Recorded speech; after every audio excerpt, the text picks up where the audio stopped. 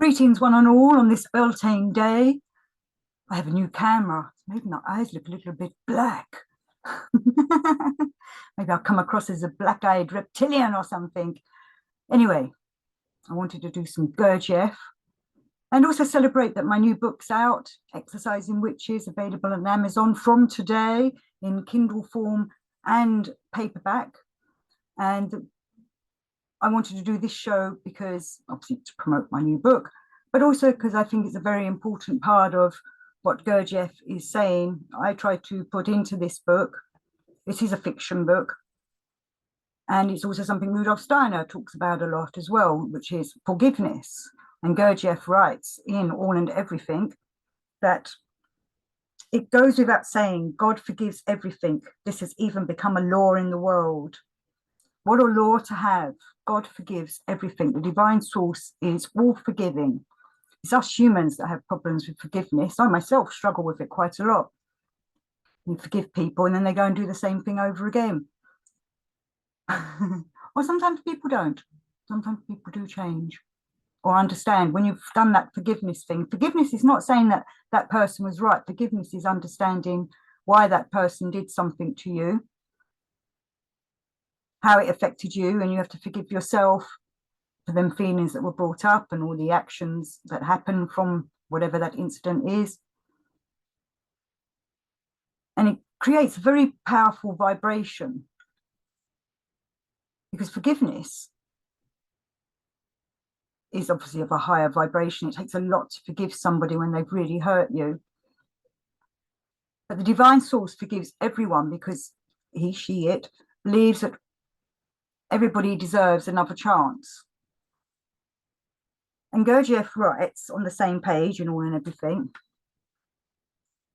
perhaps on the earth also would begin to exist the 18th personal commandment of our common creator, which declared, love everything that breathes. And love, of course, again, is the all-prevailing energy that flows around this world. You know, many people say money makes the world go round. Others people say it's love. Well, I think there's two types of people. There's people that are able to love, have a spiritual soul within them, and those that believe that money makes the world goes round and thinks that's the way it should be, so they're materialists. So I know many spiritual, soulful people who believe money makes the world go round because they see that all the, the rich people have control of everything. So in a way, money does make the world go round. But for us, we're supposed to be making it be the unconditional love that makes our world work. If we go forth with that love vibe, it's just an easier way of living. No, at times it does come up against blocks. People don't like feeling that love vibe from us. People who can't connect to it, people who don't feel it themselves. And so they sometimes can be very sticky people to deal with. So with this unconditional love vibe that we're going forward, which I find interesting that Gurdjieff says it's the 18th commandment, love everything that breathes. You know, we love all the animals, we love all the fish, we love all the birds, we love all the insects, we love all the plants, we love all the trees. They all breathe. Does the earth breathe itself? I'm pretty sure it does. Our Mother Earth breathes in and out, so that makes all the earth and the stones and everything breathe. You know, and here we are tarmacking it all over. I wonder if she can breathe through all that tarmac that's put out so that we can drive around in our cars. And Gurdjieff goes on, after saying, love everything that breathes. This offering to God of sacrifices by destroying the existence of his other creations is just as if somebody from the street should now break into your house and wantonly destroy all the goods there, which have taken you years to collect and cost you years of labor and suffering.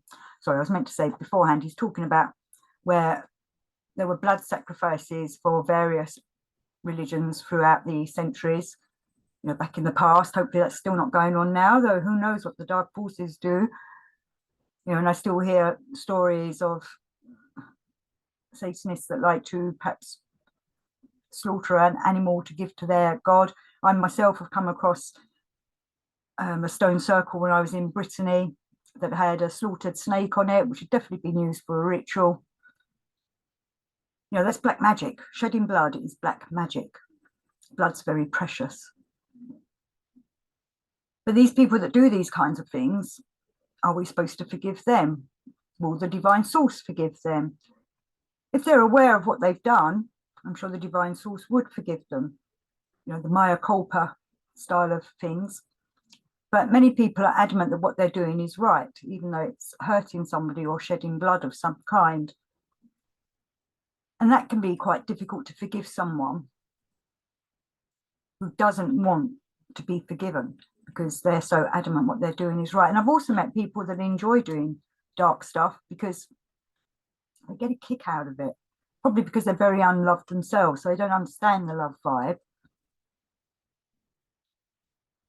And definitely I've met many people that are, you know, on the sociopath spectrum who get a kick out of hurting other people. And I wonder, you know, how do they feel inside? What's going on in their brains and their black hearts?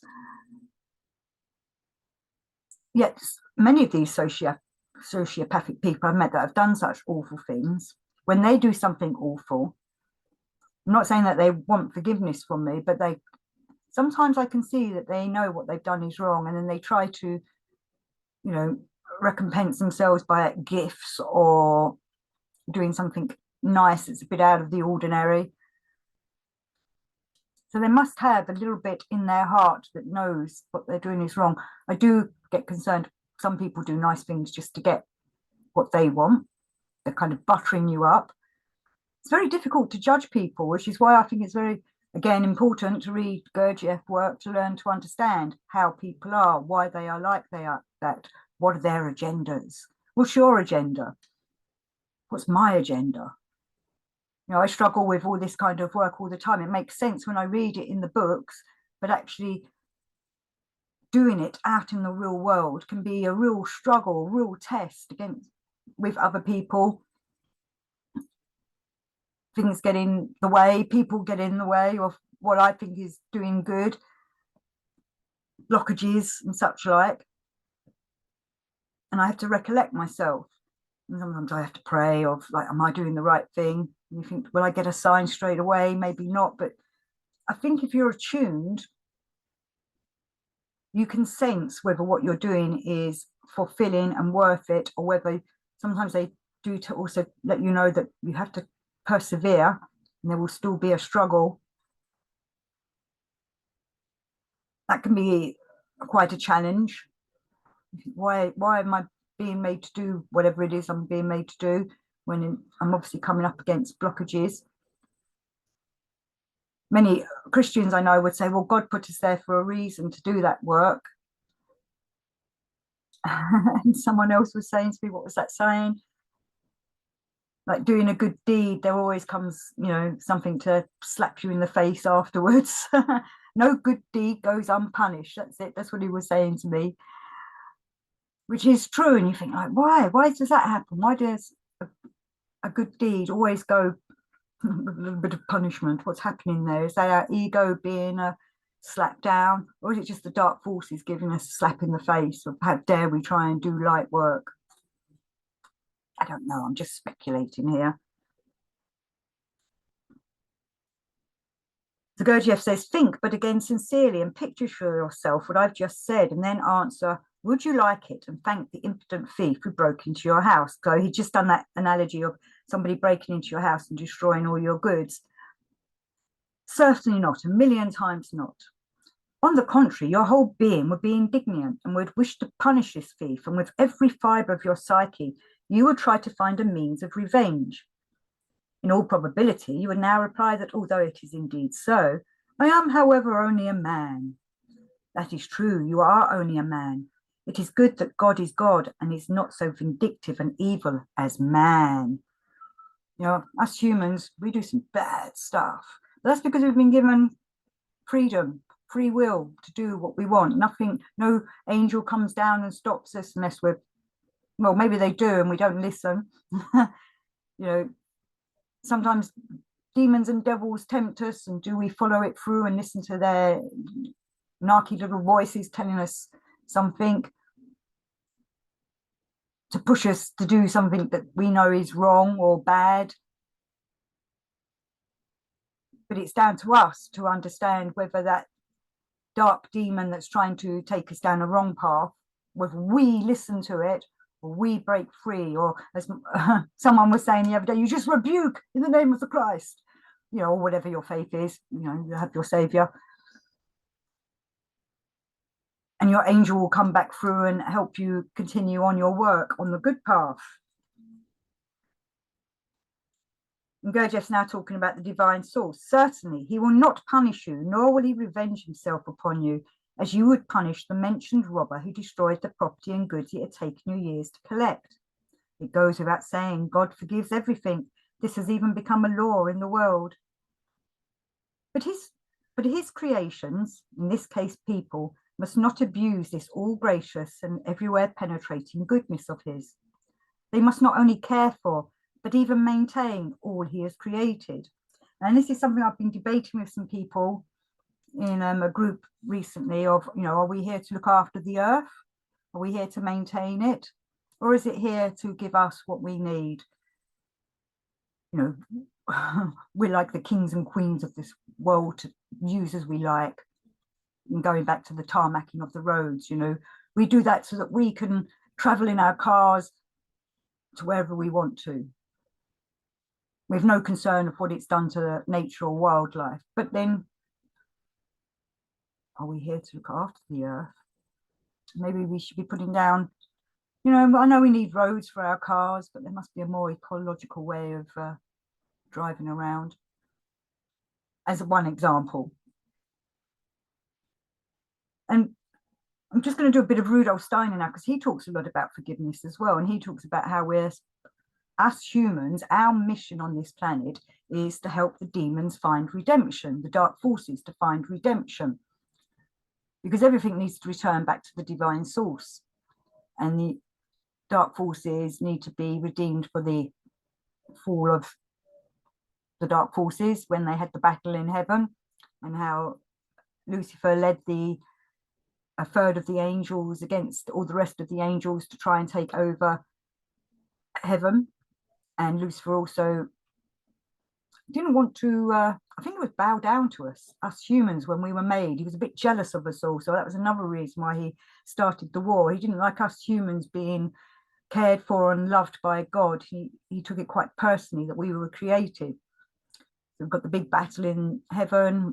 Archangel Michael comes with another third of angels, and they had the battle, and Lucifer and his angels are beaten and sent down into the pit, which I believe is below this earth, or inside this earth maybe, and that's why they're trying to come back out, and they can come back out through that.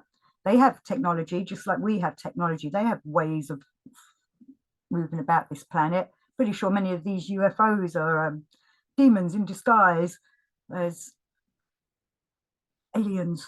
I was actually watching some L.A. Marzulli the other week, and he was talking about how the grey aliens are the avatars for the fallen angels.